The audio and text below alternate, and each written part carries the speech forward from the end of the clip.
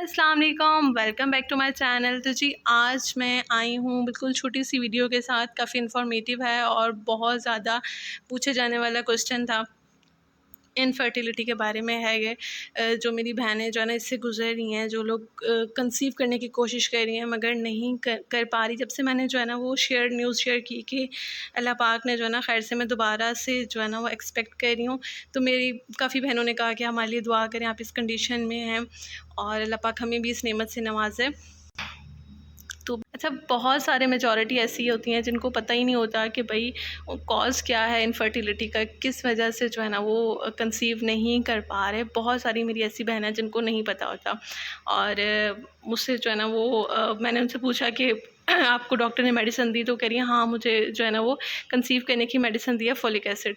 तो जी folic acid जो है ना वो ये वाला फोलिक एसिड उन्होंने मुझे पिक्चर भेजी कि ये मुझे दवाई दी है और ये मैं खा रही हूँ। अच्छा, इसका फर्टिलिटी से लेना देना कुछ भी नहीं है।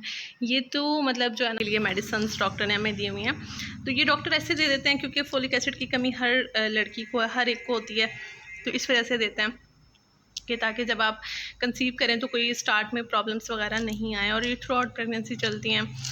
इसके अंदर ये 400 mcg वाली हैं, फिर जो है ना वो 600 mcg वाली जो है ना वो प्रेगनेंसी में दी जाती हैं। खैर अच्छा, तो जी ये जो चीज़ है ये आप लेना स्टार्ट कर दें। अगर आप नहीं भी अभी मतलब आप कंसीव करने की कोशिश कर रहे हैं तो ये आप पहले ही लेना स्टार्ट कर दें। जो लड़कियां अनमैरिड हैं वो भी लें। अच्छा, मैं कहती हूँ कि ये सब लेडीज़ को लेनी, कंसीव नहीं कर पा रही तो औरत को जो है ना वो दम करवाए जा रहे होते हैं, औरत को वजीफ़े बताए जा रहे होते हैं, तावीज़ पिलाए जा रहे होते हैं। अच्छा, उसका टेस्ट जो है ना 1 साल तक तो उसका टेस्ट ही नहीं करवाए जाते, ना औरत के ना उसके हस्बैंड के। अब क्या पता है कि उसके हस्बैंड में कोई मसला है, या हो सकता है कि औरत में कोई मसला है। तो आप जो है ना वो अगर आपको इतनी जल्दी है तो आप जो है ना वो, अच्छा वैसे कहते हैं कि 1 साल तक वेट करना चाहिए, तो आप 6 मंथ वेट कर लें। आपकी शादी हुई, आपने 6 मंथ के अंदर जो है ना कंसीव नहीं किया, तो आप जाएँ डॉक्टर के पास जाएँ, अपने सारे टेस्ट करवाएं, तो आपको जो है ना वो कॉज पता लग जाएगा कि क्या मसला है। और डॉक्टर हो सकता है बिल्कुल माइनर सा कॉज हो, आपको मेडिसिन दे और आप जो है ना वो अल्लाह के हुक्म से कंसीव कर लें। अच्छा, सबसे पहले तो आपको जो लेडीज़ हैं उनको ये ज़हन में होना चाहिए कि अगर आपके पीरियड्स जो है ना वो टाइम पे आते हैं, आपको मींस कि आपको ओवुलेशन प्रॉब्लम नहीं है, ओवुलेटरी कोई डिसऑर्डर नहीं है, आप हर मंथ जो है ना वो आपको पीरियड्स जो है ना वो टाइम पे आ रहे हैं, इरेगुलर जो है ना वो पीरियड्स का मसला नहीं है, तो फिर ठीक है, फिर आप वेट करें, 6 मंथ तक कर लें। अगर आपको पता है कि आपके पीरियड्स ही आपको टाइम पे नहीं आते तो फिर आप फ़ौरन डॉक्टर के जाएँ। हो सकता है आपको PCOS, पॉलीसिस्ट ओवरी सिंड्रोम कहते हैं, हो सकता है आपको उसका इशू हो सकता है आपको इसके अलावा कोई और इशू हो। तो आप लाजमी जो है ना आपका मतलब हार्मोन अगर आपके बैलेंस नहीं है तो आप जो है वो डॉक्टर के विज़िट करें। शादी से पहले विज़िट करें। अगर आपको पता है कि आपके इर्रेगुलर आपका साइकिल है तो आप शादी से पहले ही अपने आप को जो है ना वो कोई मेडिसिन डॉक्टर्स देंगे। PCOS का जो है ना वो इलाज होता है, तो जो है ना वो आपके पीरियड्स रेगुलर हो जाएंगे। अच्छा, PCOS के साशे मिलते हैं जो कि ऑनलाइन भी अवेलेबल हैं और वो बहुत बहुत अच्छे हैं। मैंने सुना है कि जिनको PCOS का मसला है वो साशे इस्तेमाल करके जो है ना वो बहुत लोग जो है ना उनको फ़ायदा हो रहा है, वो लोग कंसीव कर रहे हैं। तो आप नेट पे सर्च करके वो भी मंगवा सकते हैं।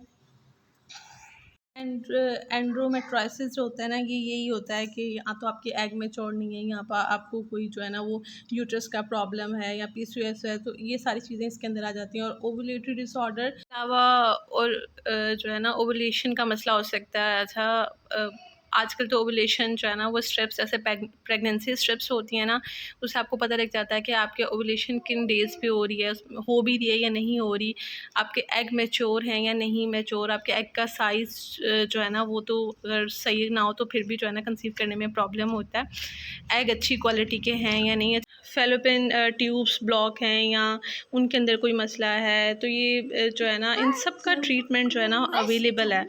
कोई ये जो है ना इतना बड़ा इशू नहीं है। तो अगर हम सही वक्त पे डॉक्टर के जाएं, सही से ट्रीटमेंट लें, तो पॉसिबल है कि आप जो है ना वो कंसीव करें, सही वक्त पे कंसीव कर लें। लूज पम्प काउंट हो सकता है, लो टेस्टोस्टेरोन हो सकता है, ये मसले हो सकते हैं। तो इन सब के ये कब पता लगेगा? जब आपके और आपके हस्बैंड के टेस्ट होंगे। ठीक है, घर बैठे आप दम करें, दूध, ठीक है आप अल्लाह अल्लाह करें, बाकी आपको अपने टेस्ट भी तो करवाने हैं ना। आपको फिर पता चलेगा कि आपका कॉज क्या है, आप क्यों जो है ना कंसीव नहीं कर पा रहे। ये बेसिक चीज़ें हो गई, ठीक है। इसके अलावा आजकल हम लोग की डाइट जो है ना वो काफ़ी ज़्यादा ख़राब है, और हम लोग जो है ना वो मतलब इस तरह की चीज़ें ले रहे होते हैं। अगर आपको पता है आप इर्रेगुलर आपका साइकिल है, तो आप उसके अंदर पीसीओएस के अंदर आपको अंडे, दूध, डेयरी प्रोडक्ट्स नहीं लेनी होती, इस तरह की चीज़ें नहीं लेनी होती। तो हमें जब पता ही नहीं होगा कि हमें मसला क्या है, तो फिर हम वो सब चीज़ें ले रहे होते हैं, तो उसकी वजह से हमारा मज़ीद जो है ना वो सिस्टम ख़राब हो जाता है। और फिर लोग कहते हैं कि स्किन ऑयली हो रही है, दाने निकल रहे हैं, बाल थिन हो गए हैं, तो ये सारे जो है ना वो हमारे हार्मोन इम्बैलेंस की वजह से हो रहा होता है। तो आपने अपने जो है ना हार्मोन्स को बैलेंस रखें, वॉक करें। वॉक बहुत ज़्यादा जो है ना वो एक अच्छी चीज़ है। आप एक्सरसाइज करें, इन सब चीज़ों से भी जो है ना वो आपकी फर्टिलिटी इम्प्रूव होती है। अच्छा, एंड में मैं आप लोगों को ना जो एक देसी टोटका बताऊंगी हार्मोन्स को बैलेंस करने के लिए। मेथी दाना, जो कि सबको वेल नॉन है, फेनुग्रीक सीड इंग्लिश में इसको कहते हैं, आपको इजीली पंसार से मिल जाएगा। आपने मेथी दाने का भर के 1 चम्मच लेना है, बिल्कुल भरा हुआ टेबल स्पून। उसको 1 गिलास पानी के अंदर जो है ना भिगो देना है। पहले उसको चुन लें, साफ़ सुथरा हो, फिर आपने उसको पानी में भिगो देना, और वो पानी आपने सुबह उठ के छान के पी लेना है, ठीक है। तो जी मिराल आ गई है। अच्छा, तो आपने वो गिलास पानी का जो है ना वो पी लेना है। अच्छा, आप इसकी टी भी बना सकते हैं, मीन्स जैसे कहवा होता है, तो उसको पकाएं और पी लें। बाकी ओवरनाइट सोक किया हुआ जो इसका वाटर है ना वो ज़्यादा बेनिफिशियल होगा, आप इस तरह उसको ले सकते हैं। तो ये क्या करता है, आपके हार्मोन्स को बैलेंस करता है, और इसके अलावा जो है वो ये इसके और भी बहुत सारे बेनिफिट्स हैं, मगर ये हॉट इन नेचर है, ठीक है, गर्म है। जिनको बीपी वगैरह का इशू है उनके लिए बिल्कुल मैं नहीं कह रही वो मत लें, ठीक है। बाकी जो लोग बिल्कुल नॉर्मल हैं, जिनकी नई शादियां हुई हैं, 6 महीने साल गुजर गए हैं, उनको पता है कि भाई उनके जो है ना वो हार्मोन इम्बैलेंस का इशू है उनके साथ, तो वो ये टी ले सकते हैं, ठीक है। और पीसीओएस वाले लाजमी ये लें, ये जो है ना वो इसको ख़त्म करता है, पॉलीसिस्ट ओवरी सिंड्रोम जो है।